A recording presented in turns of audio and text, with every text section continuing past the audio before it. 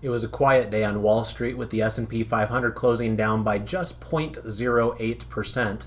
Today we had about 53% of the components within the S&P 500 closing in the red, so it really was a split decision here today. Where we did see some consistent selling was in the energy world, where all of the energy stocks in the S&P 500 closed lower. We also saw quite a bit of selling in the consumer staples today, but otherwise it was a mixed bag across the board. So we'll take a look at all that, see what it means for our postures. We'll then take a look at some commodities like gold and seeing some impressive strength there. We'll have a conversation about the various industry groups that are exhibiting strength, and one of them in particular is biotech.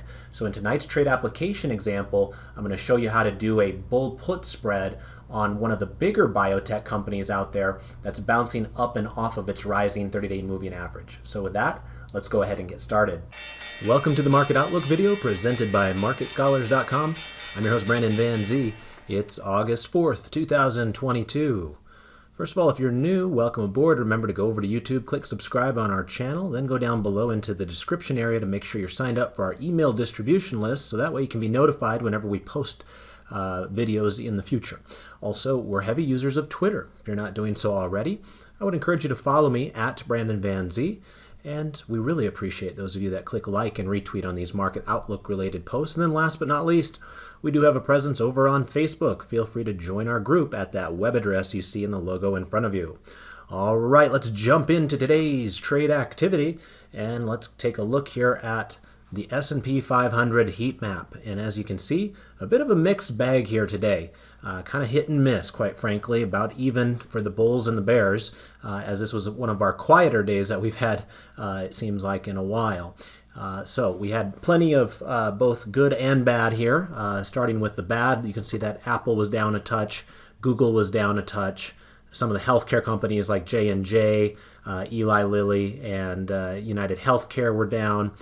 Some of the big banks were down. JP Morgan, remember we do have a bear call spread on that one that's still live, so we're happy to see that one down a bit.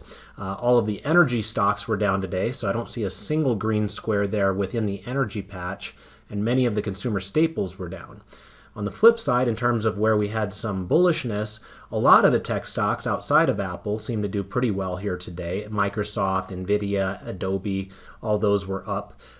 In the consumer discretionary space, we did see Amazon up. Unfortunately, I did have that bear call spread on that one. And unlike the JP Morgan one, this one's not going quite as well for us. A couple of days into the trade, Amazon has continued to go up. So we'll see where that takes us, but it's entirely possible that one may not work out the way I would want it to. Of course, we still have a few more dollars to the upside before our strikes are threatened. If I remember correctly, I think we did the 147 strikes, and it's at 142 right now. So it has continued to go up. We'll see where it takes us. Tesla was up here today. Lowe's was up today. We had a few healthcare stocks here and there that did reasonably well. Moderna, Regeneron, Biogen, Becton Dickinson, Cigna, McKesson, they were all up here today. Some of the industrials were up. 3M finally had a nice day. They were up over 3% to lead the Dow here today. I actually just got done posting something on Twitter regarding some commentary on 3M with its proposed healthcare spinoff, bankruptcy proceedings for one of its divisions that's in regards to their lawsuits that they've been having with the earplug issue. And so if you're interested in that commentary, feel free to check out my Twitter stream, and you should be able to find it there. Again, this is Thursday afternoon if you're looking at it at some other time in the future. Other areas of green, we see a little bit in the utility space and a little bit there in the materials and real estate, but again, it was kind of hit and miss. It didn't feel like today was one of those consistently obvious green or red days, with the exception of kind of energy. That was very consistently red. I would also say consumer staples was pretty darn red. You had a couple like Estee Lauder, Monster Beverage that managed to close in the green, but that was also consistently red. But other than those two sectors, it was really a coin flip as to whether the components closed in the green or the red. So not much that we can glean from that at this point. Let's go ahead and pop on over to the main part of the platform. And you'll see that the kind of the coin flip mindset does continue forward when we look at the breadth numbers here as well. Because when I pull up the S&P 500 on the MarketWatch visualize area, you can see 236 stocks closed in the green, 265 stocks closed in the red. So that's a pretty even split there as well, with about 47% closing in the green and 53% in the red. So maybe just a skosh towards the bears in this case, but not by a dramatic amount by any means. Let's go ahead and now take a look at our foregrid here and see what happened from a variety of indices perspective. So the S&P 500, after looking at the heat map and the breakdown of the breadth numbers, we should not be surprised to learn the S&P 500 was down just 0.08%. So again, you had nearly as many winners as losers today, so that kind of shakes out with pretty much a wash when it's all said and done. But the good news on that side of the coin is, hey, at least it wasn't a big sell-off type of a day, right? We've been riding high here for basically the last month plus. You know, it's basically at the beginning of July we started this really nice rally. And we've been looking for some sort of an excuse for the bears to come back and get involved in the market again. And they really haven't been taking the bait. Or maybe the buyers are just that enthusiastic about this earnings season. I don't know. But point being, if today was considered a sell-off day, that was about as big of a whimper as you could imagine out of the bears here today. They didn't really have any sort of aggressive movement in their selling here today. It was just a little bit of apathy more than anything. So that's the good news. The trend right now is still higher. You can see here that we have a green moving average signifying prices above a rising 30-day moving average. We also know that the green line on the market forecast technical indicator remains in the upper reversal zone and therefore is considered strongly bullish at this moment in time. In terms of, you know, eyeballing where we're at in the grand scheme of things with the candles, that is where we have a little bit of a challenge right now. The reason I say that is because where we are testing at this exact moment in time just so happens to coincide exactly where we were topping out back here in late May and into early June. So it would be nice if the bulls had enough aggressive activity to push us up and through some of these candles over here. You'd love to see it above, let's say, 4,200.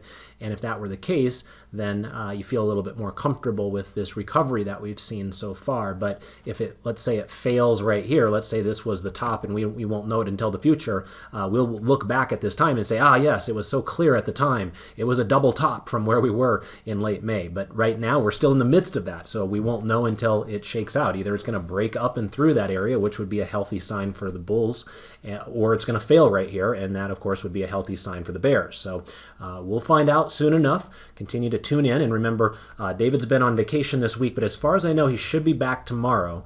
I believe his trading room for technical analysis is scheduled tomorrow, so he should be doing the market outlook video sometime over the weekend for you guys as well. So it'll be interesting to hear his thoughts on what's been going on here lately and where he sees some of his levels as well.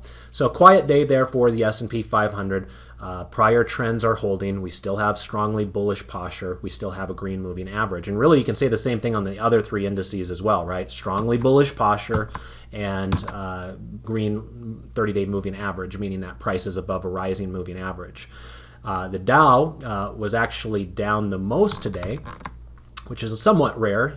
Typically when the S&P 500 is down, we find that the Dow holds up a little bit better, and it's some of the more speculative areas that sell off a little bit more aggressively, but haven't really been seeing it play out that way. And part of the reason, I suppose, is because of what we just saw a second ago on the heat map, where energy was just really out of it here today. In fact, we had a good conversation about that in my factor-based swing trading class yesterday, where I presented a bearish trade idea where we do some short selling on an oil company in yesterday's class. And so that's something that we've been identifying for a while now, of course, but it continues to be the case. Remember, earlier this year was exactly the opposite, where the oil companies were the go-to place on the bullish side of the market. Now it kind of seems like they can't get themselves out of their own way.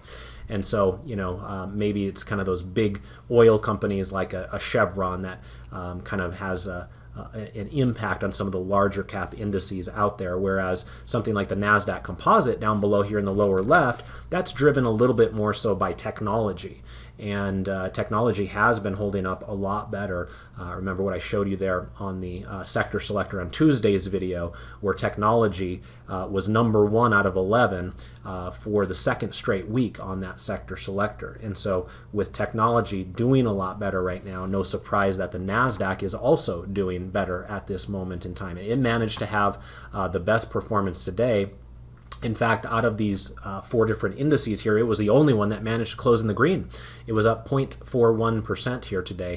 And you can see most of these candles lately on the NASDAQ have been not only green, but a lot of times closing near the highs of the day, right? If you were to look at that candle and that candle and that candle and that one and that one and that one and that one, and today, most of those close really close to the highs of the day. That's a bullish sign because it gives you the impression that had the market been open a little bit longer, the bulls could have very well pushed it even higher. So we'll see. There is, of course, earnings that we have to get through. And tonight I know there were a number of names that could affect the NASDAQ in the morning, like Expedia and the Block or the old Square, depending on what you want to say there. So it's getting hard these days with Alphabet being the old Google and Meta being the old Facebook and Block being the old Square. So it's hard to keep up. But point being, some of those are reporting their earnings here tonight. So maybe we'll see a little bit of an impact there tomorrow. I know Square, the last I checked, was down. One other thing to keep in mind is I believe tomorrow is the employment report, because usually it's the first Friday of the month, and so as far as I know, that should be going off tomorrow as well, and that could have the ability to instill a little bit of volatility into the system there as well. So keep your eye on that. But right now, what we see out of these charts, very constructive, bullish activity, better than I would have assumed ahead of time. So I'm certain I was a skeptic. I continue to be a bit skeptical, but I also recognize with my eyes right in front of me, things do look more constructive now. Things look better than they certainly did previously, and therefore you don't want to kind of fight the trend, so to speak. And right now there is some really nice activity out there. The Russell 2000, by the way, did finish lower today, but it was only down by 0.13%, so not much to talk about from that regard here today. So all in all, a pretty steady performance for the market on a day when most of the indices were considered lower or quote-unquote bearish. It was just considered a whimper in my eyes, because the selling activity was not aggressive. It was basically just like a little bit more than the buying that was out there, and that's not really something that gets the bears coming out of their caves and excited about the market. You kind of have to have a little bit more of a hit to the market before they start coming out in droves again. And right now, it just doesn't seem like they're there. Maybe tomorrow after the employment report, but right now, steady as she goes. Let's go ahead and take a look now at our 3 green arrows chart. And so that is chart 4D for those of you that are premium members following along at home with your own charting package. And as you can see, not much to report here either. We continue to be in 3 green arrow status across the board with all 4 of these indices. That's what the light green background color on this chart scheme represents, that we have green arrows and 3 different technical indicators all lined up bullishly at the same time. So that's the 30-day moving average, the MACD histogram, and the stochastics, right? The stochastic is going to be the one that kind of measures, are we trading near the highs of ranges, like I just mentioned a moment ago there for the NASDAQ. No surprise, you've got a green arrow there. Momentum is going to be measured by the MACD histogram, and we do have more bullish momentum than bearish momentum right now. And of course, we know that we've eclipsed the 30-day moving average on most of these indices like 3 weeks ago. So that's kind of old news by now. So if there's anything that is of note regarding the 3 green arrows right now, it's the fact that they've held up as long as they have. We saw some touch and go moments in the last 3 months on these charts where they had 3 green arrows previously, like back here, back here, back here, and back here, kind of more sporadically with the S&P or with the NASDAQ composite. So there's a few different times on the chart where you had that green background, but notice the difference of what we're dealing with today versus those random times in the past where it was really touch and go. This has been a long series of 3 green arrows, even longer than what you find in more bullish markets, let alone 2022. So, we'll see how long it lasts. What I would say is that the NASDAQ does look the strongest from that perspective as well, because of one thing that I identify with my eye right here, which is the MACD histogram, does continue to have green bars on the MACD histogram as opposed to gray bars. Notice that these other indices, we have a gray bar right there on the S&P 500, a gray bar right there on the Dow Jones, and a gray bar right there on the Russell 2000. And what that's indicating is that we still have positive price momentum, but it's not going up and accelerating at an ever more rapid pace. Whereas with the NASDAQ, you can get away with saying that. You're actually building upon the momentum. So sometimes when you start seeing those gray bars showing up, it doesn't necessarily have to mean disaster, but what it can mean is that, you know, this move is starting to get a little bit long in the tooth, and you might need to let the bears win a few battles here sooner rather than later. So we'll keep our eye on that. Right now we don't have to worry about it because we're not to that point, but I'm just pointing out the gray bars because eventually if there will be a red arrow that creeps into the MACD histogram, it's going to start with gray bars. But not all gray bars lead to red arrows, so we have to recognize that possibility as well. Let's also take a look here at our 1040 crossover method, and this will be chart 4C. Now, a reminder that these charts go back a little bit further in length compared to the others that I've shared with you thus far. These charts are 3 years in length, and each one of the candles you see in front of you represents one full week instead of one day. And so as it stands right now, we continue to have bearish crossovers when we're using the 10-week moving average and the 40-week moving average. And you should be able to see by the labels on the chart that the orange line represents the 10-week moving average, and then the blue line represents the 40-week moving average. So since the 40-week moving average tracks more periods, it is less sensitive. Since the orange line tracks fewer periods, it can move around more aggressively. And so what you want to see when you're in a nice, healthy bull market is for the orange line to be above the blue line. And you'll notice that in all 4 of these charts cases, that is just simply not true because of how violent the movement was to the downside earlier this year. When we're going back 40 weeks, remember 40 weeks is quite a long period of time. That's 200 days, 200 trading days. And so while the short-term activity has been quite bullish, as we just got done mentioning, the more intermediate term or longer term activity is still being called into question right now. So if the bears are leaning on anything to state their case right now, it's in these longer term charts. So we'll see. Obviously, if this rebound that we've had since the beginning of July is legitimate, eventually these moving averages will change or cross over. But so far, we just have not seen it yet. We've seen a curling up and towards that. So, you know, as you look at this, notice how close the Dow Jones is from, you know, kind of crossing over. You're probably not going to see it in the next week or two, but theoretically, a month from right now, you could be in that possibility of seeing a crossover take place there if the bulls continue to go to work here in this market. So we do continue to have bearish crossovers from the 1040 weekly chart perspective. All right, let's step away here and head on over to the internet briefly. I always like to get a chance to say thank you to those of you that help support this Market Outlook presentation. However you choose to do so, we do appreciate that because naturally David and I run a very small business. It's a fledgling organization. You might go as far as saying it's a boutique organization. But because we don't have millions of dollars at our capacity to go out and spend by, you know, buying a Super Bowl ad or something like that, our budget when it comes to advertising and marketing is rather limited, as you can imagine. And so what we rely on is you guys that are fans of our business and are willing to support us through liking and retweeting on Twitter and liking on the YouTube videos and Facebook and StockTwits and LinkedIn and all that good stuff. That allows us to reach a much wider audience than we would be able to on our own. And so that's why we do stress that if you want us to continue to do these free videos that we don't make any money off of, our incentive to do the videos is the hope that you guys will kind of disseminate the information regarding these videos to your own social networks, which is more than David and I would be able to do on our own. So we appreciate those of you who are willing to do that. As I always say, as long as we get at least 100 people to click like for me on Twitter, I'm happy to do a full-length video that would include a trade application example. If we're under 100 likes, then I'm not quite as enthusiastic to do the video, and we'll just keep it nice and short at only a 15-minute version of kind of an indice breakdown type of a thing. But I'll let you guys decide on that. You know, some of you might actually prefer the shorter videos, kind of get on with things with your day. And that's all right as well. So if that's the case, don't click like. But for those of you that do like these longer form videos and you appreciate the hours that go into producing them, just take 5 seconds out of your day to click like, and that'll go a long way for both David and I. We really appreciate that.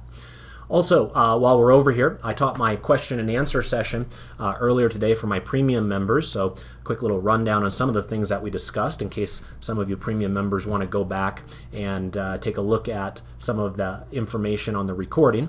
So earlier today, I did answer a question about selling puts and whether we sell puts on stocks when they are down aggressively, or is it better to sell puts on stocks when the market is down aggressively, and some of the commentary around that.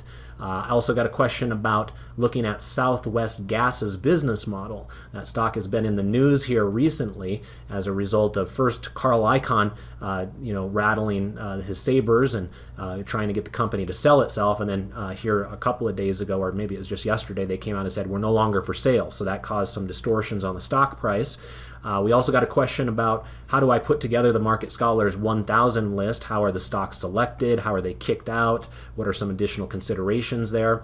I also got a question about how do I find news? Where do I go? Do I go to the live news area on the Thinkorswim platform, or are there other outside resources on the internet that I could help our students with? I also got a question about looking at Clorox, having sold off here today as a result of their earnings announcement, and what I think about selling put strategy on a stock like that. And then also got a question about how to identify aristocrats on the CCC spreadsheet, and showed a couple of tips there in terms of doing some conditional formatting and some other thoughts regarding that. So if any of that content sounds interesting to you, and you are already a premium member of Market Scholars, that recording is now posted. It lasted about 3.5 hours here today, so feel free to fast forward to whatever question you wanted to hear the answer of there. And then last but not least, Factor Selector was updated here a couple of days ago as well. We have been seeing a lot more change in the Factor Selector recently, and that's natural because of the huge amount of change that we've seen from a price perspective in the markets as well, right? The last month has been one of the best months that we've had in a couple of years, and so a lot of the trends have reversed as far as what we were seeing before July, and therefore it's causing distortions kind of within not only a sector perspective, but also here on a factor perspective. And you can see that low size has now overtaken low volatility up at the top. And that makes sense, at least to me, because low volatility tends to do a little bit better when the markets are in an ordinary mood and people are trying to hunker down in things like utilities and consumer staples and things like that. But that's kind of the opposite of what we've seen in the last month, where we've had a rip-roaring rally to the upside. So now you're kind of going into some of those more speculative, smaller companies that are out there. Value does remain on the dead last position here as a result of weakness in some of those oil companies that I mentioned before, and banks aren't really doing value any favor right now either. All right, let's go ahead and pop back on over here to the platform. And let's do some more charting analysis, doing some 12 grid analysis. So let's go over here to chart 5A. This is our asset class 12 grid. And as you can see here, we've got a little bit of a mixed bag in regards to pink versus green charts, which is often the case with this particular set of 12 grids, but helps us quickly identify where some of the better strength is versus where some of the weakness is within the market. So let's talk it through here. You can see today the US dollar was down. It was down 0.63%. Remember when I was with you a couple of days ago, I was saying how that was a pretty interesting bounce there. It's going to be interesting to see where that takes us, because we know that the US dollar had been one of the strongest assets in the market up until this point of the year, but we also know that the US dollar has sold off pretty aggressively in the last 2 or 3 weeks. And so is this just kind of coming back and establishing a new higher low to bounce from? Or is there something else in between the lines that we need to be able to identify, and maybe the dollar will actually start weakening from this point moving forward? We'll have to see, but right now it's starting to look more and more like, hey, the dollar is starting to weaken. Today we were down yet again, and we had that opportunity for that bounce up and off of kind of a higher low level, but so far participants have chose not to follow through with that notion. You had 2 days of a bounce, but then today we're right back to where we were a couple of days ago. So you can see all of a sudden we're really struggling right there around that 30-day moving average, and you would like to think that if it was really bullish, it wouldn't really struggle much there. It would just simply bounce from that level, and we're really not seeing that type of follow through right now. So remember, when the US dollar weakens, like we've seen here more recently, we do find strength in other asset classes, including some commodities. So as you can see, gold had a good move here. And remember, that was another thing I discussed here in this video 2 days ago, saying, hey, if the dollar does bounce there, then you should assume that gold will roll over right here. But again, now that we see the dollar didn't bounce there, then it should not be a surprise that gold did not roll over and is continuing to make its move higher there. So who knows where that leads us? It's still not a great looking chart, but on the flip side of the coin, you can see that this is the greatest amount it's been above its 30-day moving average for the last 3 months on gold. Right, you had one other day there where it really tried to make a big move and close way up here, but the very next day it sold off aggressively. You had one other day where it closed a little bit above the moving average right there, and that was it. You had one or 2 days where on an intraday basis you tried to go above it, but you never closed above it. So really, you just haven't seen a desire from gold market participants to keep it above its 30-day moving average. This time seems like it's having more resilience up there, assuming that we continue to stay above there tomorrow and early into next week. Because if it can do that, then it's got a better bullish resume right now than it did back here, where it can only do it for one single day. So I think your opportunity is maybe a little bit better this time around. But again, it's hard to get really excited about a chart that looks like this, because you still see a very obvious lower high and lower low pathway carved out here, regardless of the moving average at this moment in time. So, usually bottoms don't take place on a dime. Usually you're going to see a transition period take place. And it could very well be a situation where we go up for a few more days. We have some horizontal resistance area that we were kind of carving out back here in middle to late June. Maybe it rolls over a bit, but the next time it rolls over, maybe it doesn't breach these lows that we had at the end of July. And then we start making that conversation about, hey, now we have, instead of lower highs and lower lows, maybe we have equal lows and higher highs, or maybe we have many higher highs and higher lows after that. But the point is, usually you don't have a market that just goes straight down and then immediately goes straight up without having some back and fill that takes place along the way. So we'll keep our eye on that, but this is a better sign for gold here all of a sudden than what we had been witnessing earlier. And part of the reason behind that is because we do have legitimate weakness in the US dollar here more recently. Oil couldn't catch a bid here today, however. As you can see, oil was down nearly 3% and had its second straight sell-off here, bouncing down and away from its falling 30-day moving average. So notice the difference between oil and gold. Gold had that opportunity to sell off at its falling 30-day moving average, but chose not to do it. Oil did. Now, part of the reason behind that may be because oil did so much better than gold earlier this year, so it has a lot more to give back, right? So there's always that possibility. But the point is, oil's chart does not look healthy, which explains why when we were just looking at the S&P 500 heat map here not too long ago, that all of the oil stocks were down today. Now that you see what happened to oil prices, that should make sense. This is not a good looking chart right here. Speaking of not good-looking charts, so let's take a look at the 10-year U.S. Treasury yield. It was down again today, and remember, that helps support tech stocks. And so, tech stocks are probably the most important area of the market, at least here in the United States. And I think that's part of the reason why we've seen resiliency within the markets recently, is because the 10-year Treasury yield continues to fall after topping out back here on June 14th. And when we're in that type of environment, there's a better chance than not that tech stocks will outperform. And if tech stocks are outperforming, then a market cap weighted index like the S&P 500 can start outperforming as well, because tech stocks are the most influential grouping within there. So it all kind of works together in an interconnected basis. But you will see here that all of a sudden, 10-year Treasury yield starting to look a little bit lopsided to the downside. And that's a good thing, I would say, for most of us. Some of you, depending upon how your portfolio is positioned, maybe that's not the case. But I would say in general, falling interest rates is helpful for a lot of parts of the economy. Because, of course, the housing market is just one obvious example. Really struggled here a little earlier this year. At least that was the impression from the stock market around home building stocks and different things like that, because the expectation was interest rates were rising so fast, mortgages were becoming very, very expensive. Many people were pulling back on their plans to buy a house as a result of mortgage rates going through the roof. Well, if we're starting to see that unwind a little bit here, who knows? Maybe we'll get a few of those folks off the couch and deciding, hey, you know what? Mortgage is a little bit cheaper here a few months later. We still do want to be homeowners, and so let's go ahead and lock it down type of a mindset there. So all in all, I think that is supportive of a bullish market move if the 10-year Treasury yield can roll over, and that is what we're seeing. It ended today at 2.67%.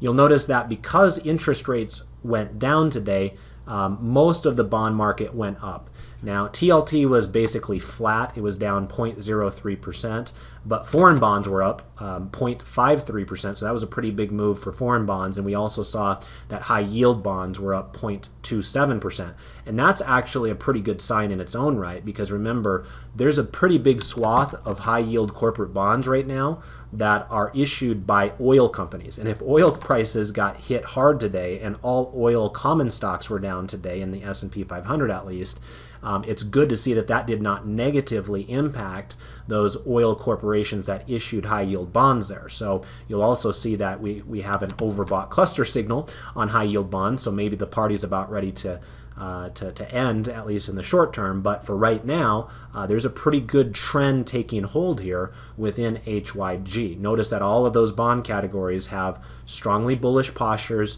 along with green moving averages as well. In terms of some of the foreign activity here today, we did see both of our foreign categories up today on a day when the S&P 500 was down. So remember, that's an important consideration there, and part of it is what you've probably learned through these videos over time regarding your traditional relationships when it comes to macroeconomics. And when the dollar is down, not only do commodities tend to benefit, all else being equal, but you find that foreign investments tend to benefit, all else being equal. So no surprise that it was the foreign bonds that did the best today compared to the U.S. bonds, and no surprise that it was the foreign stocks that did the best today compared to the U.S. stocks, because the falling U.S. dollar is going to benefit those areas more. So EFA, which represents the developed foreign stocks, was up 0.51% today, so not a bad day there. And EEM was up even more. That's your emerging markets. They were up 0.7% today. Alibaba did report their earnings, and perhaps that had a little bit of a positive impact there. But EEM, to be fair, does still have a weekly bearish posture for the time being. However, today's move up and over that moving average was aggressive enough to actually paint a green moving average tip. So you would assume that as long as there's not a big sell-off in EEM in the days to come, that the path of least resistance is for EEM's light pink chart here to turn to a green chart here sooner rather than later. So let's keep our eye on that possibility as well. I pointed out preferred stocks on Tuesday. Wanted to mention that they did follow through again yesterday to the point where they put in an overbought cluster signal. Today they were exactly flat. They didn't move a penny here today. But this has been quite an impressive move out of preferred stocks, and it's going to be interesting to see how much they can keep that up after putting in some of these overbought clusters here. Let's take a look here at our sectors as well. And that's chart 5C for those of you that are following along at home. And you can see here it's a clean sweep for all of those sectors in the United States, at least the market cap weighted ones. We have strongly bullish postures across the board. And I mentioned technology before and the benefit they receive when interest rates fall. This is what I'm referencing. Take a look at that move in XLK. It has been breathtaking. Really, really impressive stuff, right? With Microsoft and Apple and others doing as well as they have. So that's been a great, great move off of the lows that were just printed here in the middle of June. We're up here basically at 3-month highs here all of a sudden. And so really nice move there out of technology. And that's probably your most important sector out there, all things considered. So to have it be the leader from a price perspective and the most influential upon the S&P 500 itself, that's a really good sign. They're pulling their weight. Now, the opposite of that is probably energy. Take a look at energy after today's sell-off. Now, this is actually the 4th day in a row of losses for XLE. And that's saying something when we've been largely bullish in the markets in the last 4 days. But energy stocks have not been. So that was another thing that I had brought up with my factor-based swing trading class yesterday, is that I was saying that chart after chart within the energy patch that I was looking at looked pretty terrible. But a lot of them were reporting earnings this week, so it puts you in an uncomfortable position, not necessarily wanting to take a bearish trade immediately before a company reports its earnings, just in the off chance that it has a gap against your trade. But the setups were certainly there from a technical analysis perspective, and that did follow through nicely today. So any of you who were in that class yesterday with me and took some bearish trades in the energy patch probably were rewarded for that here 1 day later, as energy stocks were down nearly 4% across the board here today. And notice how that did impact the chart. We were down so much that we now have a red moving average on energy. It's the only one on the board that can make that claim. All the other charts have green tips on their moving averages. So all of a sudden, energy is trading below a falling moving average. And so it gives you the impression that like I said a moment ago with EEM, the path of least resistance is for it to go from a light pink color to a green color. It's the opposite for energy. Right now, the path of least resistance for energy is, yes, it's green background color right now, but I would venture to guess that it's going to turn pink sooner rather than later, unless we have some sort of remarkable recovery tomorrow or something like that. But just be prepared that energy, by the time I get back with you next week on Tuesday or Thursday, probably will end up having a pink background on its chart. So that's the place that has suffered the most here recently. But a lot of these others holding up pretty well. Even old communications is starting to show a little follow through here. Remember, after Snapchat reported their earnings, there was some concern about communications in general, but it's actually stabilized pretty nicely, and it's giving you the impression that it wants to bounce up and off of that rising moving average. Whereas technology, discretionary, industrials, they've all had such aggressive moves that there is a tremendous separation between where their current candles are versus where their 30-day moving average is. I don't know how long they'll be able to keep that up. You got to figure that each big move like that does need to take a breather here and there. So we're probably due for something like that. But because there's so much separation there, the expectation is that when they do pull back, they will stay above their moving averages now, right? With something like maybe healthcare or staples or maybe materials. Even communications and financials, that's not necessarily the case because they're close enough to the moving averages where a decent size sell-off could push them back below it. But I would go on record stating that the next pullback that we have, I don't think it's going to be aggressive enough to push technology, discretionary, and industrials below their moving average. And that's, again, going back to that concept that if there is a legitimate reversal at hand, there's going to be some backfilling that takes place. And in order to truly change a chart from a downtrend into an uptrend, we need to have that type of behavior, because it's not going to just happen in a V, like in a straight line, right? So that's actually healthy and constructive type of behavior. So I think that's what the market does have going for it at this moment in time.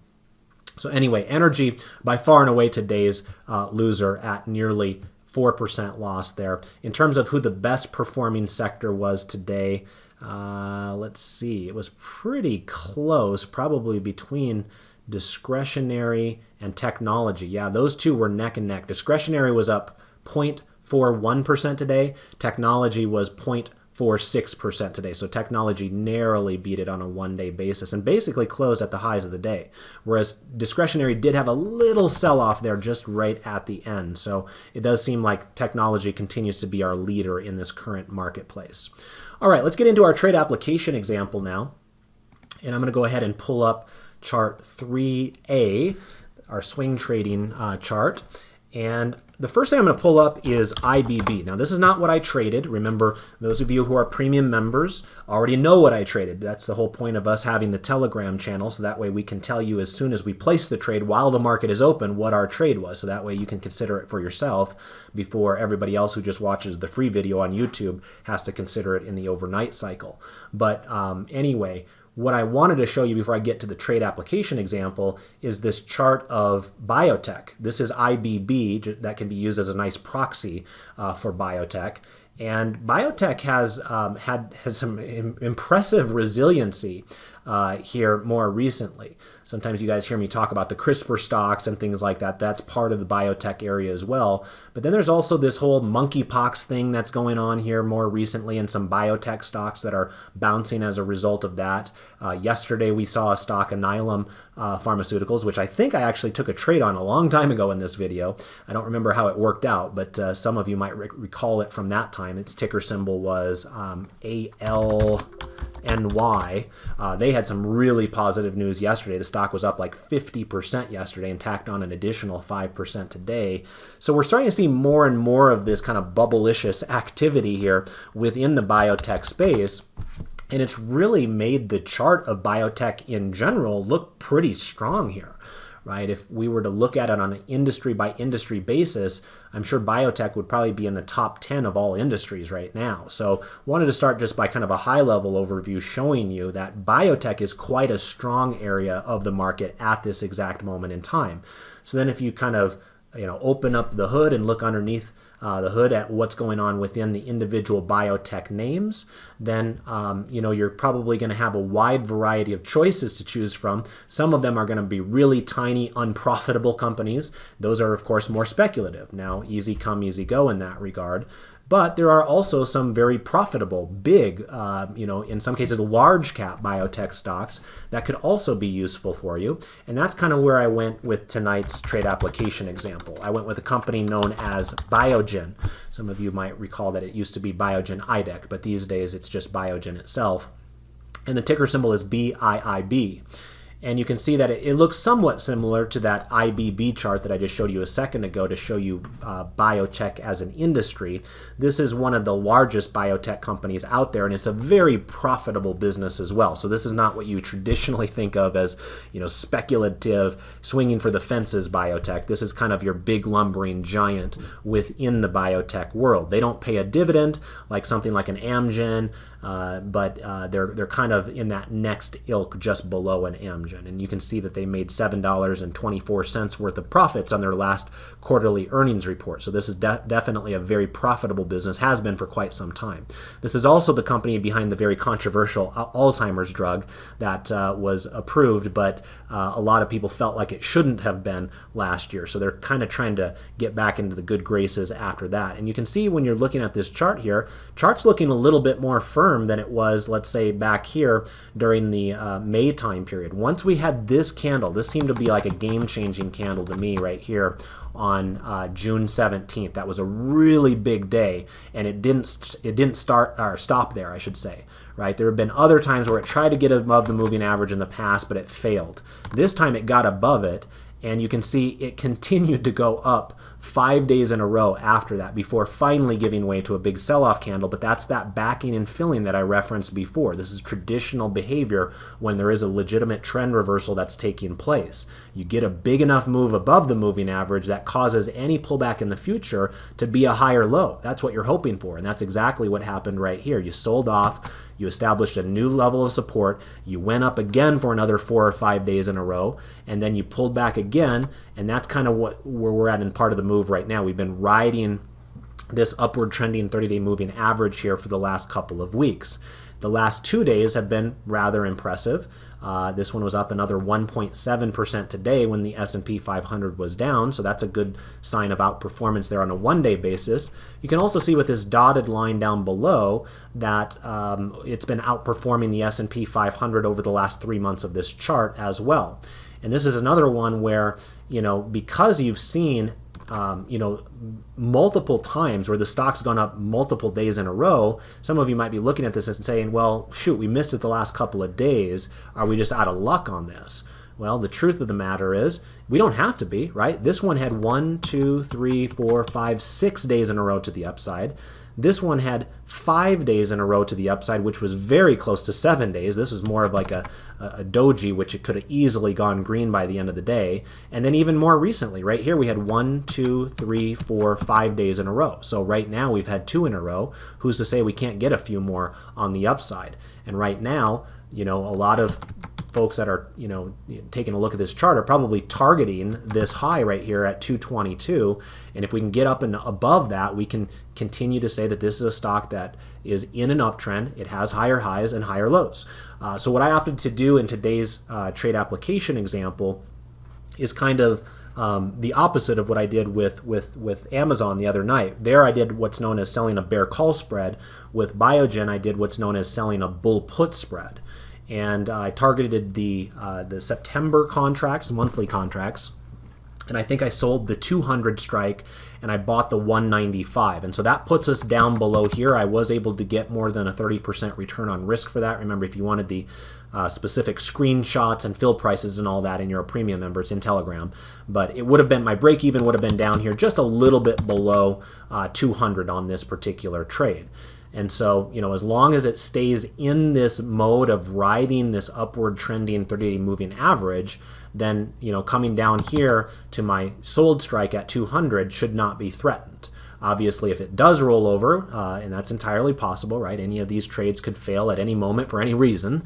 The good news is this is another one of those trades that has defined risk. That's the point of buying the 195 put in addition to selling the 200 put. Because if it were to crash well below 195, let's say they have a bad announcement from the FDA or something like that, well, I am protected there, right? Whereas if you were just shorting puts all by themselves and selling the 200 and this stock ended up down at 150 for some reason, then you're in heaps of trouble. You're going to have lots of losses that you're going to have to deal with. So that's the nice thing about setting up these bull put spreads, is that going into the trade what your worst case scenario is. So that's what I had for you here tonight. It was a simple bull put spread on an upward trending stock within an upward trending industry where we've got bullish near-term posture according to this chart. We also have bullish intermediate posture according to the green line down below, in addition to bullish momentum and bullish market sentiment. All 4 of those market forecast related lines are rising at this moment in time, kind of confirming that yes, this is a stock that has stabilized and continues to grind its way higher. And remember, with this type of a trade, we don't care if it grinds its way higher or if it explodes higher. We just don't want it to completely collapse below us, right? We're going to get paid either way. Even if it goes sideways from right here, this would end up being a profitable trade. Okay, so that's what I had for you. Hope you guys enjoyed the presentation this evening. If you did, I have one simple request for you. Just click like for me there on Twitter. It doesn't cost you a penny, and it only takes 5 seconds out of your day. That will help ensure that the next time I do the video on Tuesday, we can have another full-length session like this where I also do a trade application example. Also, remember that David should be back and doing this video for you here at some point over the weekend as well, so we'll look forward to his commentary. So with that, I want to wish you all the best of success with your trades and your investments. Goodbye for now.